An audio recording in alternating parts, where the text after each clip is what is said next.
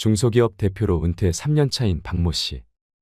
회사 생활을 할 때 일도 잘하고 애살이 있어서 열심히 키웠던 아끼는 후배가 있었다고 합니다. 그 후배가 모친상을 당했다는 연락을 받고 먼 거리였지만 아내와 함께 몇 시간을 운전해 갔는데 손님도 문상객도 거의 없다시피 하여 1시간을 넘게 둘이 앉아 있다가 왔다고 합니다. 서울에서 출발해서 가다 보니 낮 시간대에 도착해 다른 손님들이 거의 없었고 분명히 후배도 나와 인사를 나누고 조의금 또한 두둑히 넣었는데 무슨 이유에서인지 장례식장을 다녀온 후로 별다른 인사나 연락 한 통 없어서 굉장히 실망했다고 토로한 적이 있습니다. 함께 회사 생활을 할 때는 간이며 쓸개며 다 빼줄 것처럼 귀찮을 정도로 옆에 찰싹 붙어서 이것저것 물어보고 살갑게 굴더니 이제는 은퇴하고 더 이상 만날 일도 없고 나에게 잘 보일 일도 없어서 그런가 싶어서 굉장히 섭섭하고 속상했다고 털어놓았는데요. 많은 50, 60대 분들이 현역 시절에는 그래도 나름 잘 나가고 인간관계도 좋았는데 은퇴 후 사람 간의 관계가 멀어지거나 계속 관계를 이어가기가 어렵다고 말합니다. 그래서 오늘은 은퇴 후 절대 만나지 말아야 할 사람들에 대해서 말씀드리겠습니다. 은퇴 후 만나면 안 되는 사람 첫 번째는 다녔던 회사 사람들입니다. 은퇴 이후에도 다니던 회사 사람들과 꾸준하게 연락도 하고 가끔 모임도 가지는 게 노년에 외롭지 않고 서로 좋은 거 아니냐고 말씀하시는 분들도 계실 텐데요. 사람들은 흔히 직장에서 맺은 인간관계가 은퇴 후에도 지속될 것으로 기대하곤 합니다. 회사에서 가깝게 지내면서 물심양면으로 도와주고 잘 해줬다면 그런 생각을 더더욱 하게 될 텐데요. 하지만 은퇴를 하게 되면 이해를 바탕으로 한 인간관계는 마치 쌓아놓은 모래성과 같아서 만남이 자연스럽게 줄어들 수밖에 없습니다. 여러분들도 은퇴 후 현재 연락하고 있거나 만남을 유지하는 전 직장 동료가 거의 없으실 겁니다. 휴대폰에 저장된 연락처만 훑어봐도 그렇습니다. 직장 동료나 일적으로 만난 사람들을 제외하면 딱히 연락할 사람이 남아있지 않는 것이 현실일 것입니다. 특히 우리나라의 경우 직장에서 보내는 시간이 하루 중 가장 많습니다. 이 말은 가족들보다 직장 동료들과 더 많은 시간을 보낸다는 의미인데요. 그렇다 보니 내가 퇴직을 했더라도 허전함과 외로움에 다녔던 회사 후배나 동기에게 자연스럽게 연락을 하게 됩니다. 요즘 회사는 잘 돌아가고 있나, 그 직원도 아직 회사에 있냐 등등 이제는 나와 전혀 상관없는 이야기를 하게 되지요. 계속해서 이런 내용으로 전화를 하게 되면 받는 사람 입장에서도 부담스러워져서 어느 순간 전화 받는 것을 꺼리게 될 수도 있습니다. 또 은퇴 이후 여기저기서 오는 경조사 연락 또한 큰 부담으로 다가오는데요. 은퇴 이후 수입은 3분의 1로 줄지만 경조사를 일일이 챙기다 보면 빤한 수입으로 가랑이가 찢어집니다. 현실적으로 노후 대비가 제대로 되어 있지 않은 시니어들이 대다수이기 때문에 이 문제는 노후 생활비 사용에 큰 타격으로 다가옵니다. 한 조사에 따르면 5, 60대 은퇴자 31명 중 16명이 경조사비를 가장 부담스러운 지출로 꼽았습니다. 이처럼 은퇴 후에도 경조사비에서 자유로운 사람은 별로 없습니다. 이들은 한 달에 적게는 10만 원, 많게는 100만 원의 경조사비를 지출한다고 하는데요. 그러다 보니 피부로 느끼는 체감 경조 부담이 현역 때와는 비교할 수 없을 만큼 커집니다. 또 유독 정이 많은 우리나라 사람들은 정 때문에 또 미래에 대한 투자로 여기면서 어쩔 수 없이 경조사에 참석하고 지출을 단행하지만 사실 돌려받는 금액은 평생 내가 뿌려놓은 돈의 절반도 안 된다고 합니다. 꼭 경제적인 부분만 문제가 되는 것은 아닌데요. 나는 그래도 먼 곳까지 시간 쓰고 마음까지 써서 다녀왔는데 준 만큼 돌려받지 못한다면 배신감마저 들게 됩니다. 특히 다녔던 회사 사람들 같은 경우 친인척과는 다르게 경조금 받을 땐 좋았지만 은퇴 후 경조사를 알렸을 땐 나 몰라라 하기 십상이라는 겁니다. 이제 볼 사이도 아닌데 굳이 해야 하나라며 그냥 안면몰수하는 사람들도 태반입니다. 한 가지 분명한 점은 노후의 경조사 지출 문제를 현역 때와 같이 접근하면 믿었던 사람에게 상처받고 내 호주머니가 거덜나는 건 시간 문제라는 사실입니다. 세상사 모든 일이 내 마음 같지가 않습니다. 나는 경조사에 꼬박꼬박 참석하고 부조도 체면 생각해서 부족하지 않게 넣었는데 모든 사람들이 내 마음 같지는 않은 법이지요. 노년의 경조사비 지출을 이제부터라도 현명하게 대처하셔야 됩니다. 내가 꼭 챙기고 싶은 경조사가 있다면 굳이 먼 곳까지 참석하기보다는 부조금만 보내는 것도 한 가지 방법입니다. 끊임없는 경조사비 지출에 고민 그만하시고 당장 은퇴를 하고 나면 앞으로의 내 노후를 홀로서기 할 준비를 하셔야 합니다. 굳이 다녔던 회사 사람들과 만나서 나와는 상관없는 비생산적인 이야기만 오고 갈 것이며 내가 알지 못하는 회사 이야기라도 나오면 어느 순간 그 자리가 어렵고 부담스러워질 수 있습니다. 일본의 한 은퇴 전문가는 늦어도 60세 이후부터는 인간관계를 은퇴형으로 바꾸라고 조언합니다. 늦어도 50대, 60대부터는 새로운 인간관계를 만들기 시작해야 합니다. 아시다시피 인간관계라고 하는 것이 하루아침에 갑자기 만들어지는 것은 아닙니다. 내 곁에 좋은 사람을 두고 좋은 영향을 받고자 한다면 그 사람에게도 꾸준하게 관심과 사랑을 베풀어야 합니다. 나이 들수록 어떤 사람을 곁에 두냐에 따라 내 노후의 질이 달라집니다. 이 말은 누구라도 부정하지 못할 텐데요. 끼리끼리라는 말 들어보셨을 겁니다. 지혜로운 사람을 곁에 두는 것은 무엇보다 길어진 노후의 시간을 어떻게 보내느냐 하는 문제와도 직결되어 있습니다. 그럼 대체 새로운 인간관계는 어디에서 만들어야 되냐라고 물어보시는 분들이 계실 텐데요. 그것은 바로 내가 사는 인근이 될 수 있을 것입니다. 한창 회사 생활을 할 때는 내 거주지 주변을 둘러볼 기회가 별로 없습니다.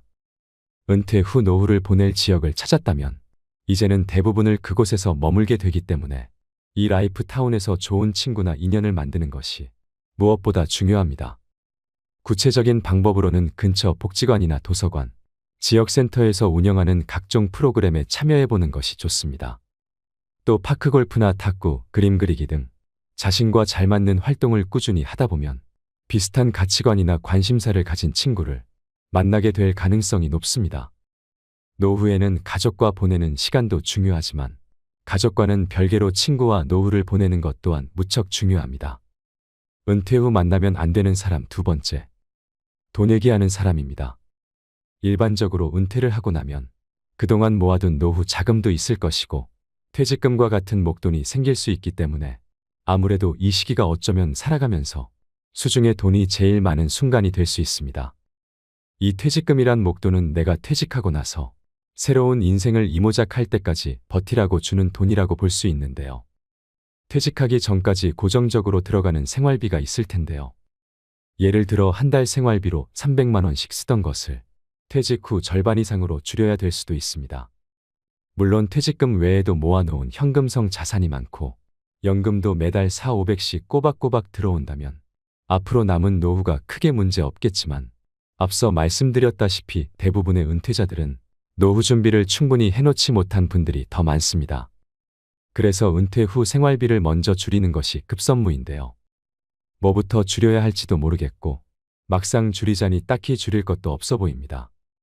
그래서 퇴직한 시점에 맞추어 계약직 일자리나 시급제 아르바이트라도 찾아서 노후 생활비를 최대한 충당해 두시고 아껴서 생활비로 사용하셔야 됩니다. 노후가 길어지는 만큼 그래도 턱없이 부족한 노후 자금을 어떻게 마련해야 하나 고민이실 텐데요. 한편 은퇴자들에게 퇴직금이란 목돈이 생기면 어떻게 귀신같이 알고 많은 사기꾼들이 들러붙습니다. 이때 가장 중요한 것은 인생은 한방이지 하며 사기 수법인 줄도 모르고 사기꾼들의 화려한 언변에 속아 넘어가 자신의 노후 자금을 몰빵해버리는 분들이 있습니다. 은퇴 직후에 가장 중요한 것은 노후 자금은 크게 불려보겠다는 생각보다 지금까지 모아놓은 자금을 안전하게 지키는 일입니다. 은퇴 후에는 퇴직금을 포함한 노후 자금을 비상용 자금으로 잘 보관해 두시고 소일거리라도 찾으셔서 용돈이라도 버시는 게 정신건강과 신체 건강에도 많은 도움이 됩니다. 근데 또 내 퇴직금을 통장에 넣어두면 어떻게 알고 주변 지인들에게서 돈 좀 빌려달라거나 좋은 투자처가 있다는 식으로 연락이 올 수 있습니다. 평소에는 잘 연락도 하지 않던 친구나 지인들이 어디에서 내가 퇴직했다 이야기를 들었는지 연락을 해옵니다. 은퇴 후 만날 친구나 전 직장 동료도 줄어들어 가뜩이나 공허하고 외롭던 찰나에 전에 알고 지내던 지인이나 가까운 친구에게서 연락이 오면 반가운 마음에 전화를 받아보면 갑자기 밥을 먹자고 합니다. 이렇게 오랜만에 친구 얼굴이나 한번 보고 밥이나 먹자고 나간 자리에서 서서히 본색을 드러냅니다. 곧 자신의 어려운 사정 이야기를 꺼냅니다. 자신이 여기에 투자해서 얼마를 벌었다. 좋은 투자처가 있는데 노후 자금을 많이 불릴 수 있다거나 하는 식의 얘기를 늘어놓습니다. 이처럼 사귀는 사람의 간절함이 불안함을 이용하는 심리전입니다. 내가 지금은 퇴직한 지 얼마 지나지 않아. 당장은 꽤 큰 돈의 목돈이 있지만 언제까지 이 돈으로 노후를 보낼 수도 없고 아껴가며 산다 해도 언제 바닥을 드러낼지 모르기 때문에 이 돈을 그냥 묵혀두기보다 빨리 좋은 투자로 성공해 노후 자금을 한 푼이라도 더 벌어야겠다는 조급한 심리를 이용하는 것이죠. 사기꾼들은 처음부터 계획적으로 접근하고 친절하게 대하면서 사람이 긴장을 풀게 만듭니다. 이렇게 작정하고 속이기 때문에 여기에 속지 않을 사람이 얼마나 될까요? 바보나 저런 사기나 당하지라고 장담하는 분들이 많겠지만 세상 모든 일에 확신하거나 장담은 금물입니다. 은퇴 후에는 사회와 단절되어 현실감이 떨어지거나 순간적인 인지부조화 등으로 판단력이 취약해질 수 있기 때문에 사기꾼의 표적이 되기 쉽습니다. 이 점을 항상 주의하셔야 됩니다. 보통 퇴직금이나 노후자금 사기꾼들의 수법은 이렇습니다. 주로 오랜 기간 신뢰를 쌓아온 지인 또는 가족 등의 말을 별다른 의심 없이 믿고 투자한다는 점을 이용하여 주변 지인, 가족 등에게 투자를 권유합니다. 이는 전형적인 불법 피라미드 다단계 방식이라고 볼 수 있는데요. 고수에게는 항상 그에 상응하는 높은 위험이 따른다는 평범한 진리를 명심할 필요가 있습니다. 여러분 잘 생각해 보세요. 그렇게 좋은 투자처가 있다면 왜 굳이 나에게 권할까요? 자신이 돈을 그렇게 많이 벌었다는 사람도 마찬가지입니다. 그렇게 고급 정보를 나에게 주려는 사람의 의도가 무엇인지 생각해 보신다면 정답은 정해져 있다고 볼 수 있습니다. 그렇다고 모든 재테크 투자가 나쁜 것도 아니며 돈을 아예 벌 수 없다는 뜻도 아닙니다. 하지만 지금껏 직장 생활만 몇십 년씩 하신 분들이라면 퇴직 후 노후 자금이 점점 줄어드는 것을 보며 마음이 조급해져서 충동적으로 일을 그르칩니다. 지푸라기라도 잡는 심정으로 이 사람 저 사람 만나보기도 하고 소위 전문가라고 하는 말만 번지르르한 사람들을 신뢰하게 되는데요. 우리가 할 수 있는 방법은 마음의 여유를 가지고 차근차근 공부하고 준비해야 된다는 것입니다.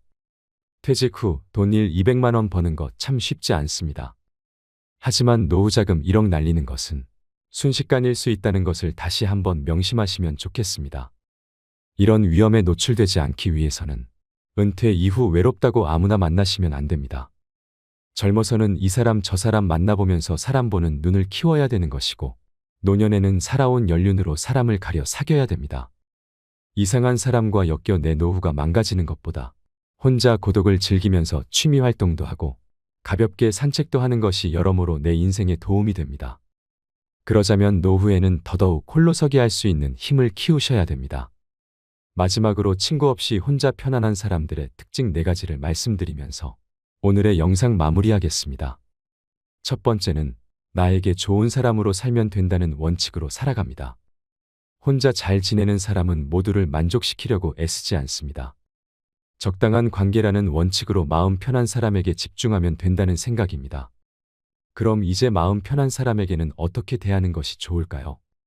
한마디로 말하면 무조건 잘해주려고 하지 않습니다. 의무감으로 해주는 것과 진심으로 좋아해서 해주는 것은 다르기 때문입니다. 의무감으로 남에게 잘해주는 사람은 피곤합니다. 타인에게 자신의 감정을 들키지 않으려고 말 한마디, 행동 하나에도 주의를 기울이기 때문입니다. 타인은 잘 돌보면서 정작 자신은 돌보지 않는 사람의 마음은 과연 건강할까요? 가장 중요한 것은 나입니다. 나에게 좋은 사람으로 살면 된다는 마음가짐이 받쳐주기에 혼자여도 문제없고 혼자여도 정말 편할 수 있는 것입니다. 두 번째는 도전을 두려워하지 않습니다. 고독을 즐기는 사람들은 나이에 상관없이 의미 있는 도전을 합니다. 자신이 이루고 싶은 꿈, 목표가 있으면 실행에 옮기는 추진력이 있습니다. 자신에게 집중하는 시간이 많기 때문에 자신이 진짜 무엇을 원하는지 잘 알 수 있습니다. 나이가 들수록 나만의 취미생활과 배움의 끈을 절대 놓으시면 안 됩니다. 평균 수명이 길어진 지금 단순히 오래 사는 것을 목적으로 삼기보다는 여생을 얼마나 아름답고 가치 있게 사느냐가 관건인 시대이지요. 요즘엔 여기저기서 혼자서도 재미나게 사는 어르신들의 이야기가 많이 보입니다. 그 중에서 여러분들께 도움이 될 만한 분들의 글을 한번 가져와 보았습니다. 댄스 스포츠를 배우고 있는 김순옥 씨는 이렇게 말합니다.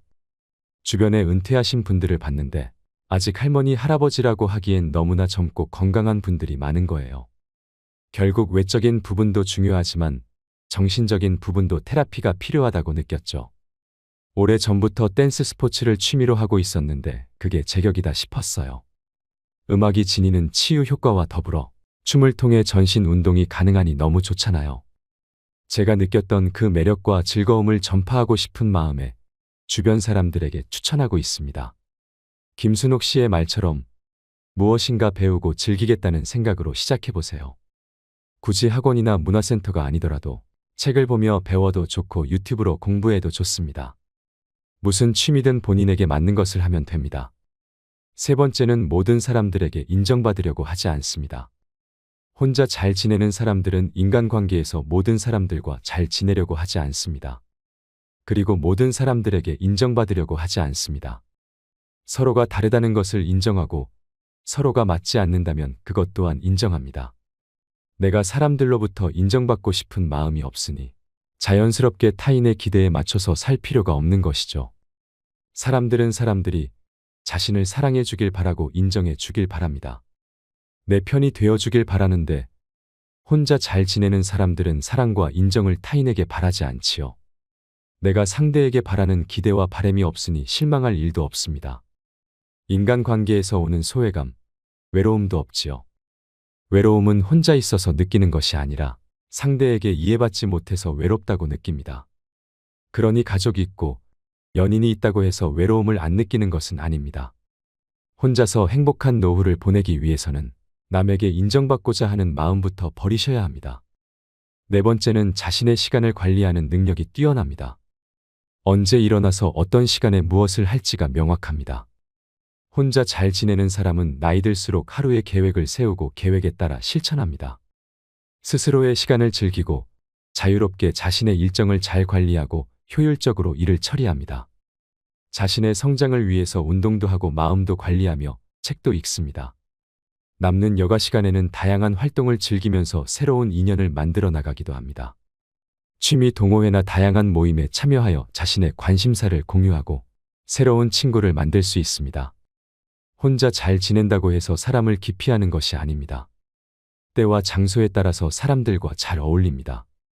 또한 이를 통해 자신의 자립심을 강화할 수 있으며 자신의 목표를 달성하기 위해 노력합니다. 내가 무엇을 했을 때 행복감을 느끼는지 잘 알고 있습니다. 혼자 있는 시간의 목표로 한 것을 차근차근 이루어갑니다. 보통은 나이가 들어서 무언가를 다시 시작한다는 것에 대한 두려움이 있게 마련입니다.